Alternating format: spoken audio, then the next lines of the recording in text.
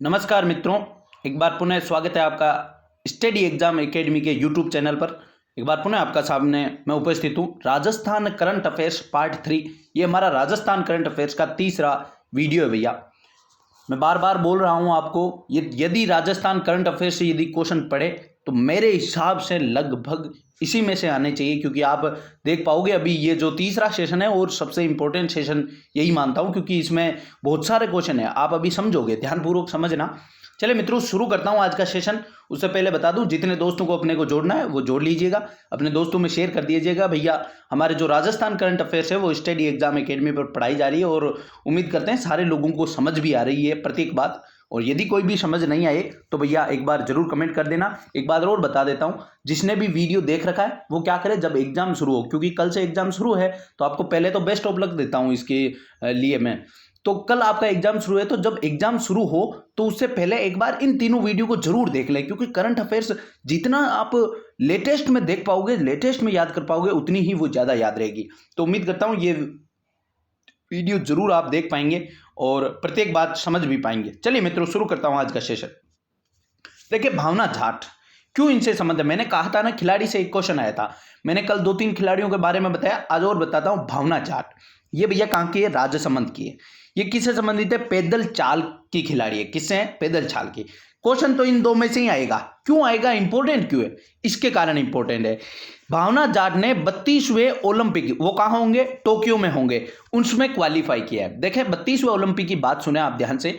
32वां Olympic 2020 में होना था दोस्तों, लेकिन कोविड-19 की वजह से इसे 2021 के लिए स्थगित कर दिया गया है। मतलब ये अब कब होगा, 2021 में होगा और टोक्यो में होगा 32वां ओलंपिक। इसमें भावना जाट ने क्या कर दिया है, क्वालिफाई कर दिया है। तो ये पैदल चाल की खिलाड़ी है और इनका संबंध राजसमंद से है। आप तो ये दो जानकारी पक्की याद रखना, भावना जाट दे दे या भावना पूनिया दे दे, नाम दोनों सेम है भैया। भावना जाट भी कई नाम आता है, कई नाम भावना पूनिया आ रहा है। आप ऐसा ना समझे कि भावना जाट पढ़ाया जा रहा है तो भावना पूनिया नहीं होगी। भावना पूनिया मतलब भी एक ही बात है। चले नेक्स्ट क्वेश्चन, संविधान पार्क कहां लगाया गया है। सीधा सीधा क्वेश्चन आएगा, हाल ही में राजस्थान में संविधान पार्क कहां लगाया गया है। तो संविधान पार्क जो जोधपुर की कृषि विश्वविद्यालय है उसमें लगाया गया है। कहां लगाया गया है दोस्तों, संविधान पार्क जोधपुर की कृषि विश्वविद्यालय में लगाया गया है।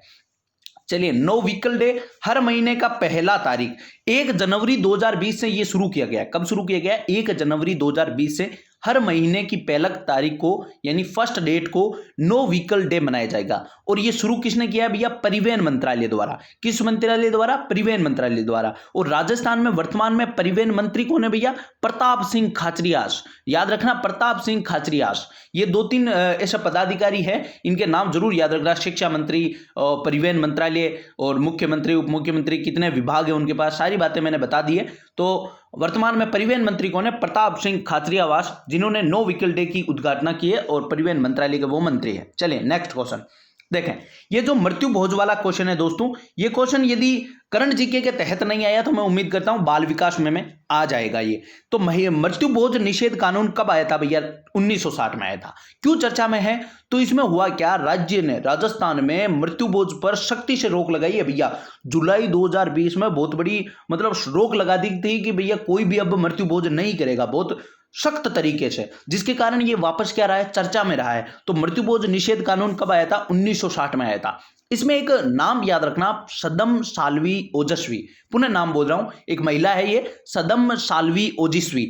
इन्होंने क्या किया है, जो चित्तौड़गढ़ जिला है वहां पर मृत्यु भोज को रोकने का प्रयास किया। भैया इनका संबंध पूछेगा आपसे कि सदम साल्वी ओजस्वी का संबंध किस जिले से है, तो आप नोट कर लेना, चित्तौड़गढ़ जिले से इनका संबंध है और इन्होंने चित्तौड़गढ़ में मृत्यु भोज को रोकने का प्रयास किया है। चलिए नेक्स्ट क्वेश्चन है, कस्टम हायरिंग केंद्र, राजस्थान में कितने कस्टम हायरिंग केंद्र स्थापित किया जाएगा, सीधा सीधा क्वेश्चन पूछेगा वो। तो राजस्थान में 100 कस्टम हायरिंग केंद्र स्थापित किए जाएंगे। भैया कस्टम हायरिंग केंद्र है क्या, तो किसानों को किराए पर खेती उपलब्ध कराना, यानी उन्हें किराए पर खेती दे देंगे और वो अपना फसल उगा लेंगे और फसल जो उत्पादन कर लेंगे, फिर उनका जो हिस्सा किराए का बनता है वो किराए दे देंगे और बाकी फसल अपने घर ले आएंगे। तो कस्टम हायरिंग केंद्र है किसानों को किराए पर क्या देना, जमीन देना। और राजस्थान में कितने स्थापित किए जाएंगे, 100। यदि सर्वाधिक कस्टम हायरिंग केंद्र पूछे कि राजस्थान में सर्वाधिक कस्टम हायरिंग केंद्र कहां स्थापित किए जाएंगे, तो भैया लिख ले राजसमंद में।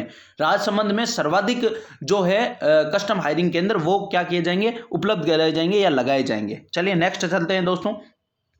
भैया आपको यदि वीडियो अच्छा लग रहा है तो आप अपने दोस्तों को जोड़ते रहें और वीडियो को लाइक करें और अपने दोस्तों में शेयर करें। जितना अपना बड़ी फैमिली होगी, जितने को ये लाभ हो सके, मैं उम्मीद करता हूं सभी को लाभ हो। A3 ऐप वो पूछेगा निम्न में से कौन सा ऐप A3 ऐप में सम्मिलित नहीं है।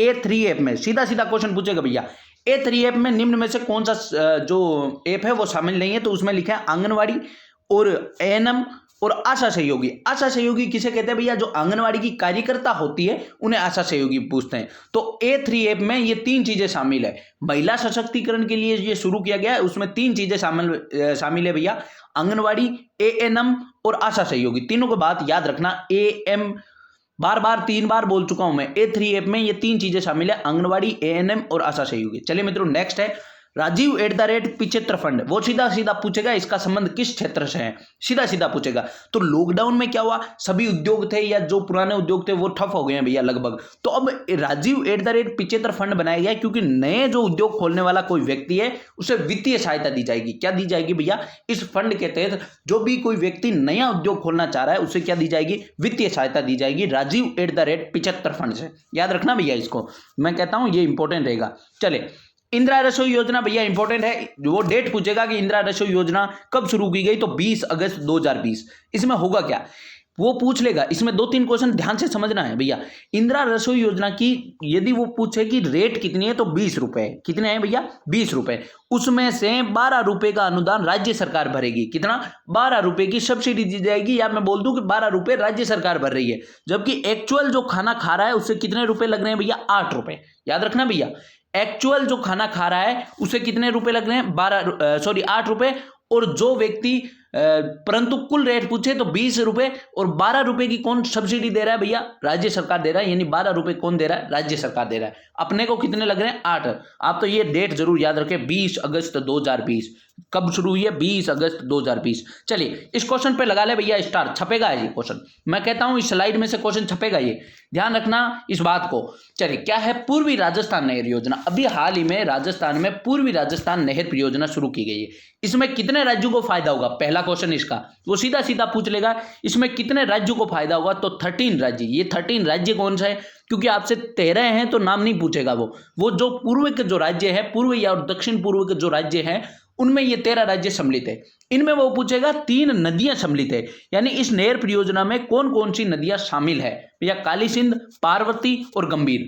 तीनों के नाम याद रखना आप। वो क्या पूछेगा, पूर्वी राजस्थान नहर परियोजना में निम्न में से कौन सी नदी सम्मिलित नहीं है। ये क्वेश्चन मेरे को दिख रहा है भैया छपेगा। कौन से पेपर में छपेगा ये मैं नहीं कह सकता, लेकिन मेरे हिसाब से जरूर छपेगा। बहुत इंपॉर्टेंट क्वेश्चन है। तो तीनों नदी नाम याद रखे, काली सिंध, पार्वती और गंभीर। 13 राज्यों को फायदा मिलेगा। इसमें जो अनुदान होगा भैया 60% केंद्र सरकार देगी और 40%, यानी इसमें जो खर्च होगा उसमें 60% केंद्र सरकार खर्च करेगी, जबकि 40% कौन खर्च करेगी भैया, राज्य सरकार। चलिए नेक्स्ट क्वेश्चन लेते हैं भैया। जयपुर एयरपोर्ट के बारे में जानते हैं कि जयपुर एयरपोर्ट का क्या क्वेश्चन है। जयपुर एयरपोर्ट से 2 क्वेश्चन बन सकते हैं। एक तो जयपुर एयरपोर्ट को एयरपोर्ट सर्विस क्वालिटी इंडेक्स ये जारी किया गया 2020 में। इसमें इसको कौन सा स्थान मिला है, 81वां स्थान। यानी एयरपोर्ट सर्विस क्वालिटी इंडेक्स में जयपुर को 81वां स्थान मिला है। दूसरा क्वेश्चन पूछ लेगा स्वच्छता रैंकिंग में, एयरपोर्ट की स्वच्छता रैंकिंग में भारत में 3रा स्थान है। किसका, जयपुर एयरपोर्ट का। स्वच्छता रैंकिंग में 3रा स्थान है एयरपोर्ट में, जयपुर एयरपोर्ट का, ध्यान रखना। और एयरपोर्ट सर्विस क्वालिटी इंडेक्स में 81वां स्थान है। अब यदि रेलवे स्टेशन का पूछे भैया कि जो जोधपुर रेलवे स्टेशन है वो स्वच्छता रैंकिंग में भारत में पहला स्थान है। ध्यान रखना भैया, भारत में पहला स्थान है किस रेलवे स्टेशन का, जोधपुर रेलवे स्टेशन का, स्वच्छता के देर में। किसमें, स्वच्छता में। चलिए मित्रों नेक्स्ट चलते हैं।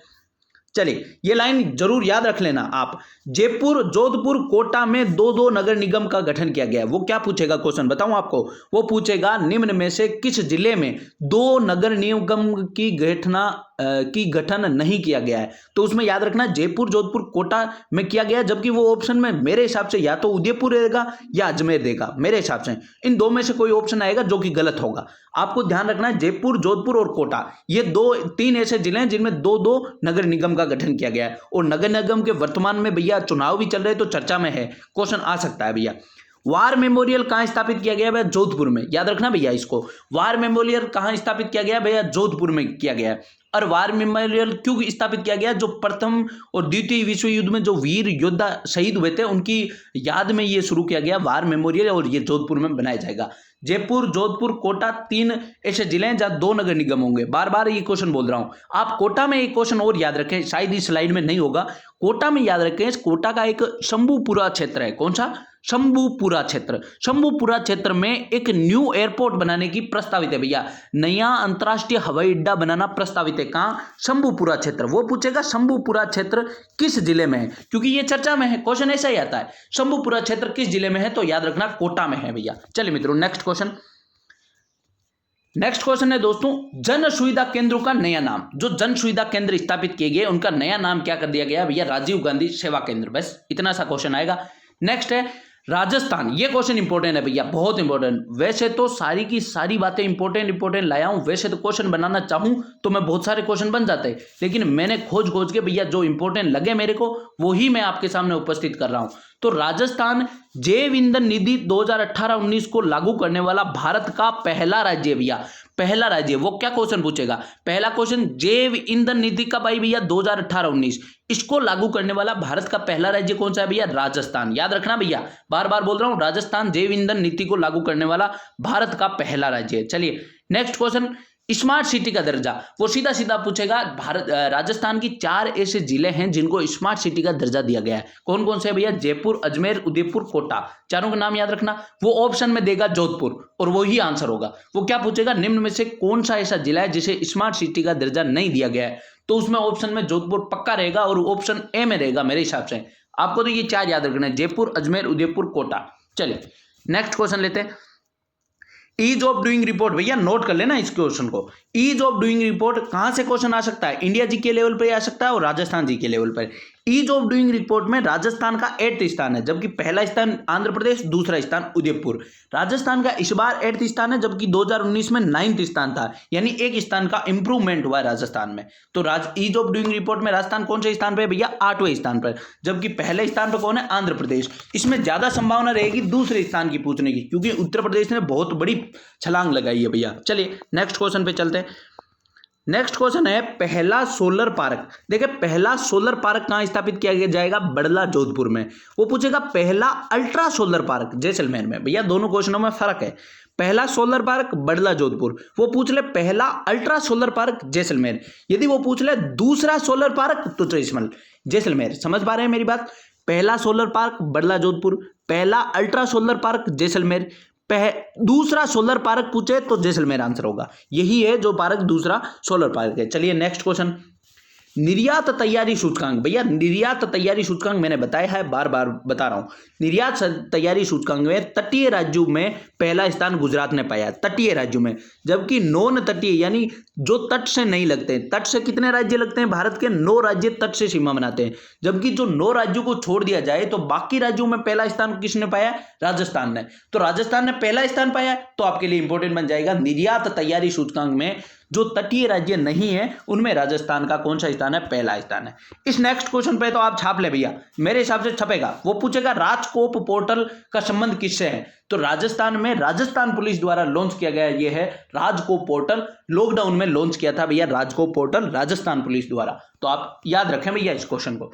और राजस्थान पुलिस का भैया लोगो क्या है? विजय स्तंभ, ये भी बात याद रखना। चलिए सुपोषित मां अभियान। भैया मेरे हिसाब से छपेगा क्वेश्चन, आप मानोगे नहीं, बहुत इंपॉर्टेंट क्वेश्चन है।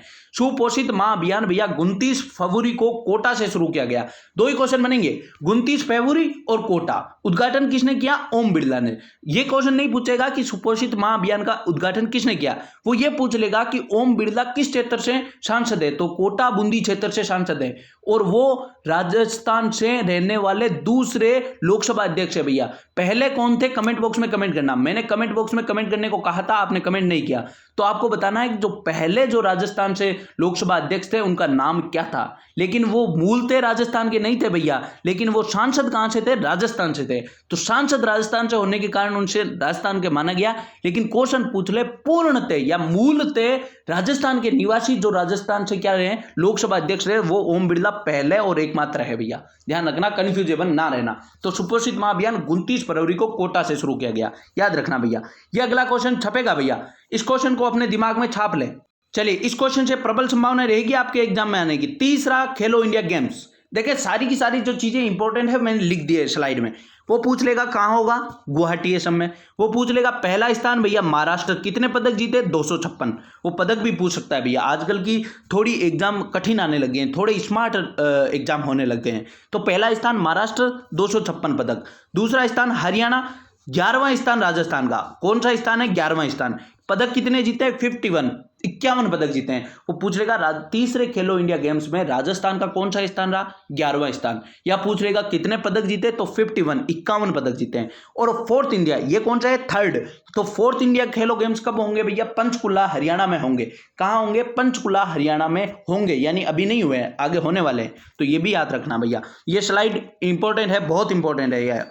चाहे आपके इंडिया जीके के तहत यदि क्वेश्चन आना चाहिए या राजस्थान जीके, आपके क्वेश्चन जरूर आएगा मेरे हिसाब से। चलिए, जन सूचना पोर्टल, ये इंपॉर्टेंट है भैया। जन सूचना पोर्टल कब लॉन्च किया गया था? तो 13 सितंबर 2019 को लॉन्च किया गया। इसमें होगा क्या कि जन सूचना पोर्टल में सरकार की सारी योजनाओं का एक जगह क्या मिल जाता है? विवरण मिल जाता है, और वो भी कोई भी व्यक्ति देख सकता है। तो मैं पूछ सकता हूं बिना मांगे सूचना देना, इसका अर्थ क्या है? उद्देश्य क्या है? बिना मांगे सूचना देना इसका उद्देश्य है। और ऐसा करने वाला देश का पहला राज्य कौन बना है? राजस्थान बना है। आप समझ पाए जन सूचना पोर्टल क्या है? ये लॉन्च कब किया गया? 13 सितंबर 2019। बिना मांगे सूचना देना, और देश का पहला राज्य ऐसा करने वाला है। शुरू में जब ये 13 सितंबर को शुरू किया गया तो इसमें 13 विभाग की 23 योजनाएं सम्मिलित थी। यानी शुरू में इसमें 23 योजनाओं का पूरा विवरण था, जबकि वर्तमान में पूछे तो 45 विभाग की 81 योजनाएं, यानी वर्तमान में 81 योजनाओं का इसमें क्या है? सम्मिलित रूप है भैया। पूरी जानकारी है उनकी, कब लॉन्च की गई, क्या उनमें फायदा है या क्या अनुदान राशि है, जो भी है सारी चीजें उसमें 81 योजनाओं की वर्तमान में है, जबकि मूल कब थी? 23 योजनाएं थी। प्रत्येक बात ये ध्यान रखना जन सूचना पोर्टल की। चलिए मित्रों, नेक्स्ट क्वेश्चन है बाइक एम्बुलेंस। भैया बहुत इंपॉर्टेंट रहेगा। बाइक एम्बुलेंस की शुरुआत कहां की गई है? बाइक एम्बुलेंस की शुरुआत जयपुर में की गई है भैया। अब कहां होने वाली है? तो अजमेर जोधपुर में भी शुरू होगी, यानी आगे होगी। लेकिन शुरू कहां से हो चुकी है? जयपुर से।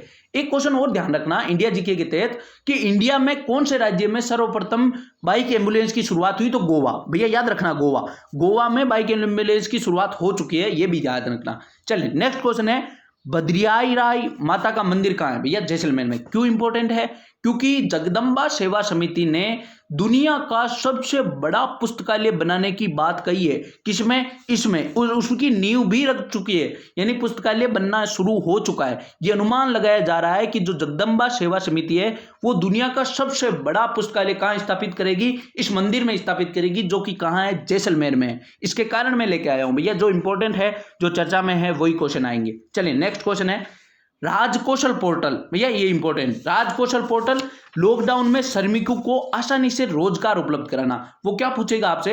राजको पोर्टल किस राज्य द्वारा शुरू किया गया? तो राजस्थान द्वारा। या पूछ लेगा इसका संबंध किससे है? तो श्रमिकों से, जो मजदूर लोग हैं उन्हें आसानी से रोजगार मिल पाए, इसके लिए राजको पोर्टल शुरू किया गया। चलिए, नेक्स्ट योजना है एकल खिड़की योजना। और एकल खिड़की योजना को लागू करने वाला देश का पहला राज्य राजस्थान है। अब समझते हैं एकल खिड़की योजना क्या है। इसमें होगा क्या?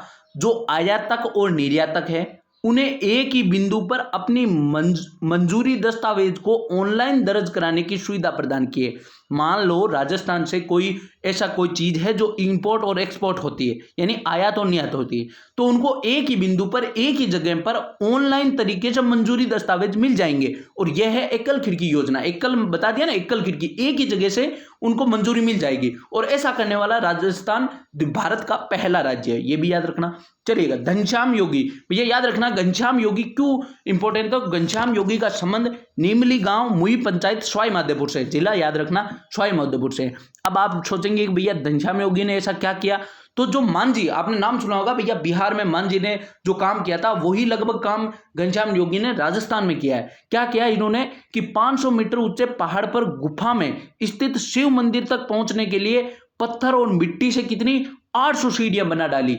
ऐसा कोई एक स्थान है जहां पर गुफा में क्या है, शिव मंदिर है, और वहां पर पहुंचना बहुत कठिन था बोल रहा हूं मैं। और वो कितना 500 मीटर लगभग ऊंचा है। तो उस 500 मीटर ऊंचे तक कितनी पत्थर और मिट्टी से मिलाकर पेड़ियां बना दी ताकि कोई भी उस मंदिर तक जा आ सके। भैया बहुत इंपॉर्टेंट, घनश्याम योगी बहुत अच्छा काम किया। क्वेश्चन नहीं आए तो भी आपको जानना जरूरी है।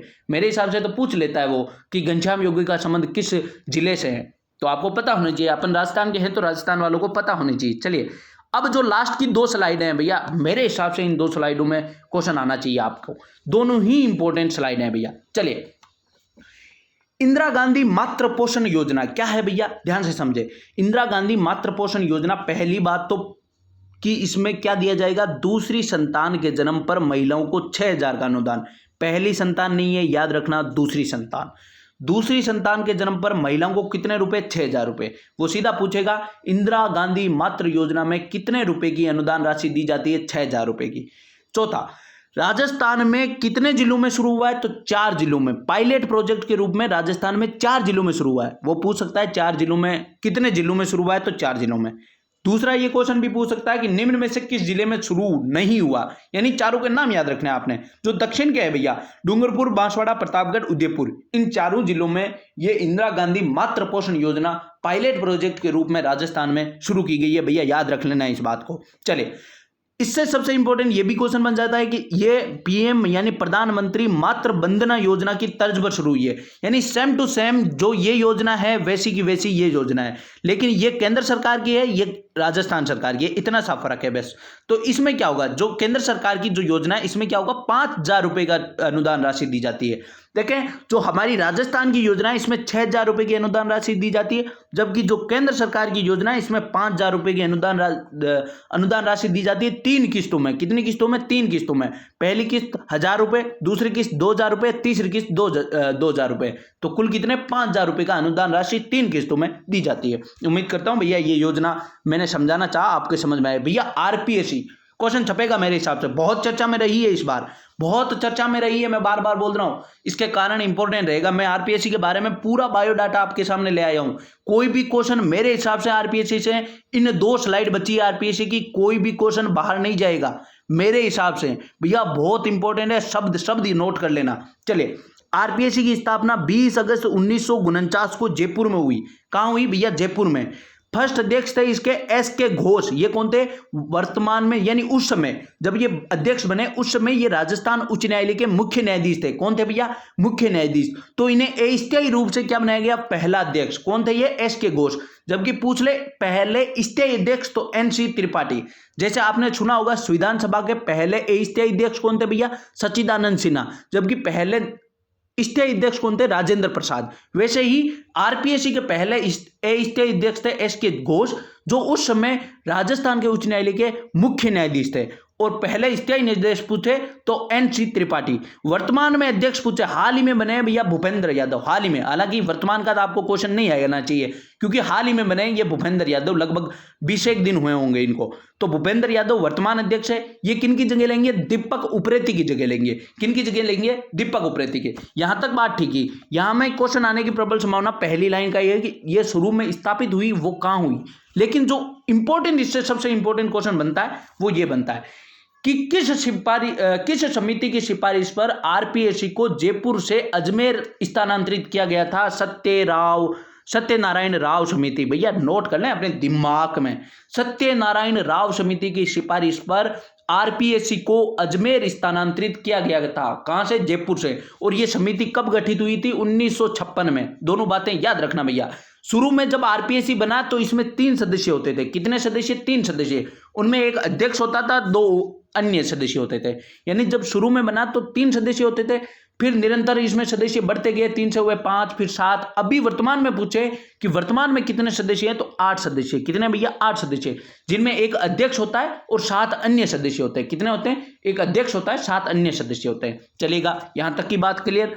फिर जो सबसे इंपॉर्टेंट और क्वेश्चन बनेगा यहां से, आरपीएससी में पहली बार ऐसा हुआ है भैया जो कि 3 महिला एक साथ सदस्य, 3 महिला एक साथ सदस्य, एक साथ पहली बार हुआ है। इन तीनों के नाम याद रखना, राजकुमारी गुज्जर, डॉक्टर संगीता आर्या, डॉक्टर मंजू शर्मा। पूछ लेगा भैया, राजकुमारी गुज्जर, डॉक्टर संगीता आर्या और डॉक्टर मंजू शर्मा, ये बात भी ध्यान रखना। चलिए एक जानकारी मैंने चाहा और दे दूं। आप क्या हुआ कि अभी जो भूपेंद्र यादव जब अध्यक्ष बने थे आरपीएससी के, उससे कुछ दिनों पहले 5 से 7 दिनों पहले आरपीएससी में 4 जो नए सदस्य आए उनका नाम याद रखना। जो 4 नए सदस्य आए उनका नाम याद रखना, संगीता आर्या, मंजू शर्मा, बाबूलाल कटरा और जसवंत राठी। जसवंत राठी कौन है भैया? ये एक पत्रकार है जसवंत राठी, पूछ लेगा वो आपसे। जसवंत राठी का संबंध किससे है? तो पत्रकार से है। बाबूलाल कटरा कौन है? ये सांख्यिकी के निदेशक रह चुके हैं, सांख्यिकी के कुछ जुड़ा हुआ, सांख्यिकी से जुड़े हुए हैं। लेकिन जसवंत राठी याद रखना ये पत्रकार से संबंधित है।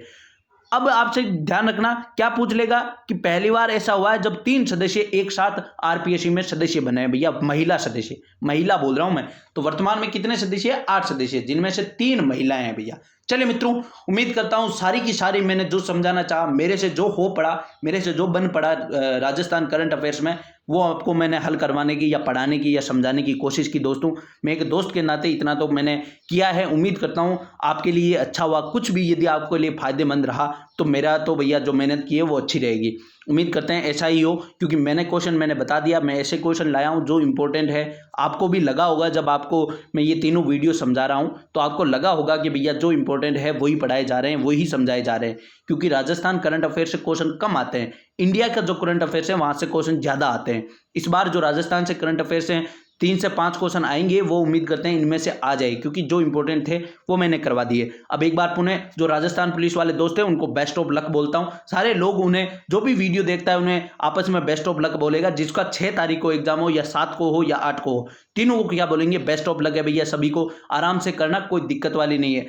बिल्कुल भी फ्रस्ट्रेशन दिमाग में ऐसी चेतना मत रखना कि मैंने क्या क्या पढ़ा है, कभी मत रखना। बस जब भी एग्जाम में बैठो, अपने माँ बाप को, अपने आराध्य देव, अपने एक गुरुजनगण जिसने आपको एक अच्छा रास्ता दिखाया, उन 4 व्यक्तियों का जब आप याद कर लोगे अपने दिमाग में, तो उम्मीद करते हैं सारी कठिनाइयां दूर हो जाती है भैया। ये 4 लोग ऐसे होते हैं जिंदगी में जो अपनी कठिनाइयों को दूर करने में हमारी सहायता करते हैं। ये जरूर आप याद कर लेना और बेफिक्र होकर एग्जाम देना भैया, कोई टेंशन नहीं है, चलेगा। मित्रों, आज का सेशन यहीं समाप्त करता हूं। ये हमारा अपना साथ इतना ही रहेगा आज तो। चलिए मित्रों, हम जो डेली क्लास मिलते हैं वहां तो मिलते ही रहेंगे, डेली मिलते रहेंगे भैया। तो वहां तो आपको करंट अफेयर्स डेली शो लेना चाहिए। मेरे हिसाब से जो राजस्थान पुलिस का एग्जाम दे दे उसके बाद उसे अपनी जो करंट अफेयर्स की डेली क्लास होती है उनमें जुड़ जाए भैया। क्योंकि जो जिसने पटवारी का फॉर्म भरा हो या आगे भी कोई एग्जाम का फॉर्म भरा हो, तो कभी नहीं बैठना चाहिए कि मेरा पटवारी, यदि राजस्थान पुलिस का अच्छा एग्जाम हो गया तो मैं पढ़ूँ ना। नहीं, आपको पढ़ना चाहिए मेरे हिसाब से। जब तक आपकी नौकरी ना लग जाए तब तक आपको कोशिश करनी चाहिए भैया। कोशिश करने वालों की कभी हार नहीं होती, जो बैठ जाए उसको तो वो वैसे ही हार होती है। चलिएगा मित्रों, यही सेशन समाप्त करता हूं। एक बार पुनः आपको बेस्ट ऑफ लक, धन्यवाद, जय हिंद, जय भारत।